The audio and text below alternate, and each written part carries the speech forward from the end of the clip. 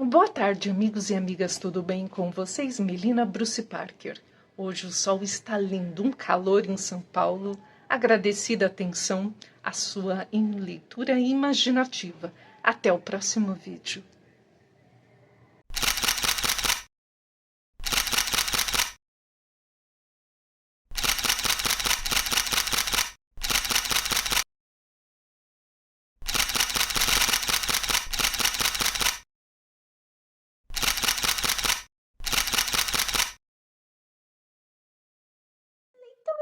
Imaginativa, obrigada por assistir. Até o próximo vídeo.